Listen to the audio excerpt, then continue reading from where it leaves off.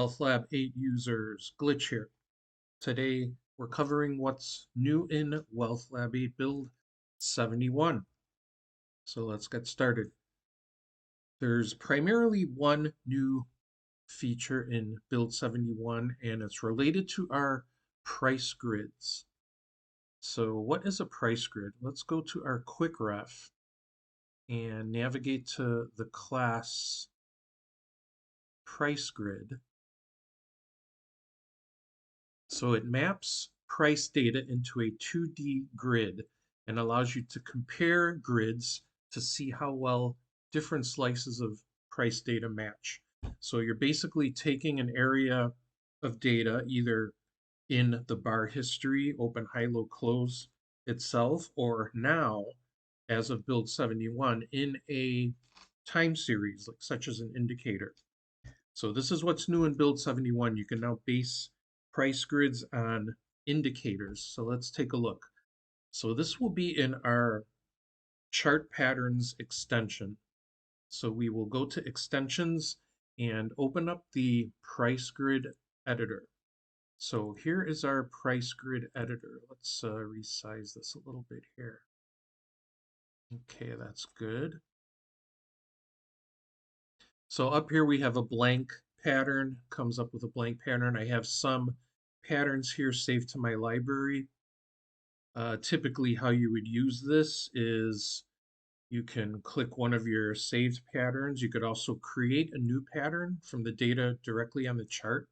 So let's find an interesting pattern here that we want to capture as a price grid. So maybe this kind of area where the prices was scalloping down and then bottomed out. Let's click this button here, define pattern, and drag the mouse all along this area. So we've now got this pattern captured here as a price grid. So you could see the movement of the price of the open, high, low, close is now captured in this 2D grid. And look down here, there's this indicator, PriceGridCF, PriceGrid Confidence Factor. That is an indicator that comes with the chart patterns extension. It's right here, PriceGridCF. So what that does is it takes the price grid that we just created here with our defined pattern, and it goes through all of the bars of the chart and it looks to see how each slice of data that is currently 44 bars in width compares to that price grid that we defined. So notice how the indicator spikes up here to 100, which is the highest possible value.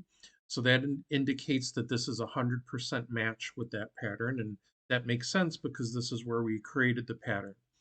But if I scroll through the history, I could see other areas, like here we have a 30.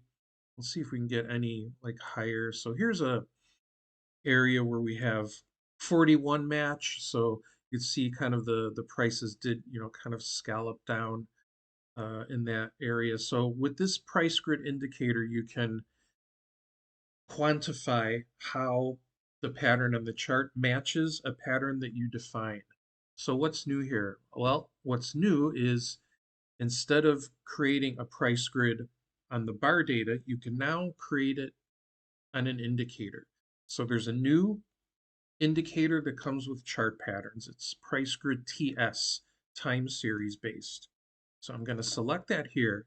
When I select that, this is going to open up this area that's going to let me define an indicator that I want to base my price grid on. So we're going to use RSI since that's our kind of go-to for these presentations. And I'll say RSI 4, the short-term RSI. So I've selected RSI 4, so I have RSI 4 here on the pane.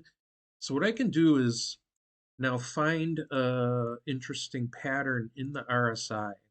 So let's say we have this area where the RSI is overbought and then it kind of comes down into an oversold area. So I'm going to define the pattern and select kind of that whole range in the RSI pane. So now I have the pattern defined up here. You can see like the top of the grid is filled with these cells, and then as the time passes, the cells are filled further down on the grid. So this is a pictorial representation of what happened with the RSI indicator at this time. And we can look here at our new indicator, PriceGridTS time series. And you can see that it spiked here at 100, right where I created that indicator. And you could see this indicator kind of oscillates around. Let's see if we could find some other areas where it's a close match to that pattern of the RSI. So up here we're at like 83. Maybe we can get something a little bit higher. Here we've got 83, 82. So it looks like 83, 82 is kind of close to the high range that we're going to get. So let's take a look at this area here. So yeah, sure enough. So the RSI, kind of was overbought here, and then it came down into the oversold levels. So our PriceGridTS had a high score at that time. It had close to 100. It was 82. It means that the pattern of the RSI closely matched the pattern that we defined here.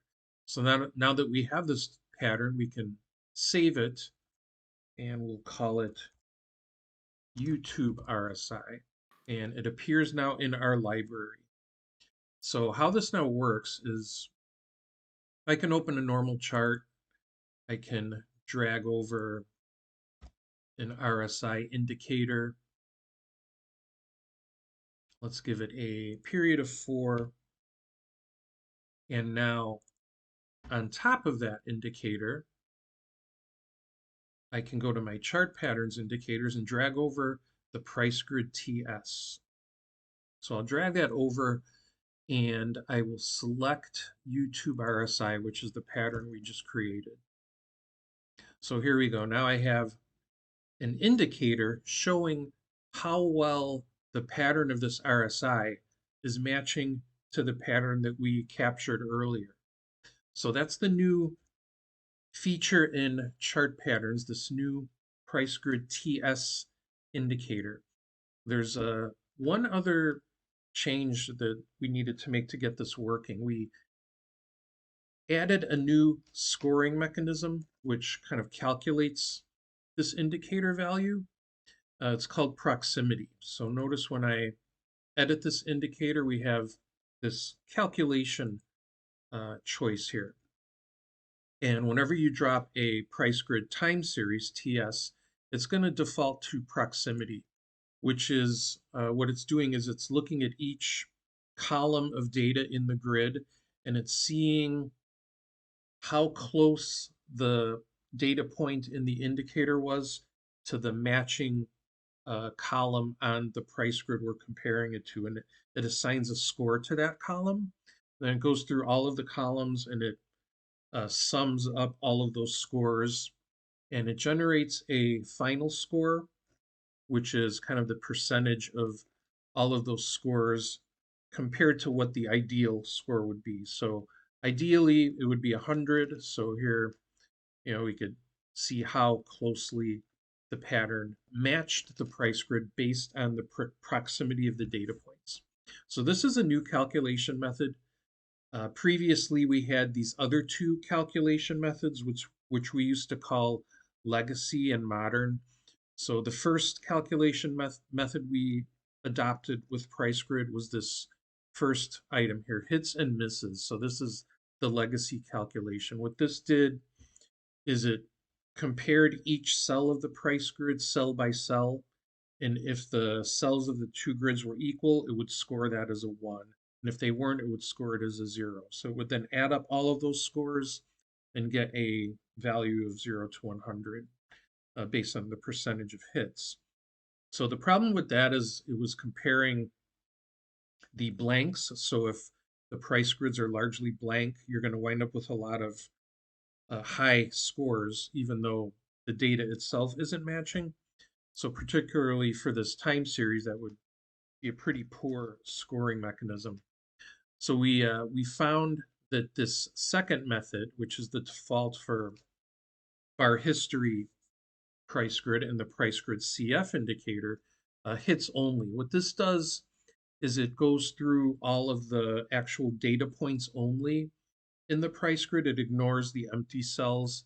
And if there's a corresponding hit on the pattern you're comparing it to, it then scores that as a 1.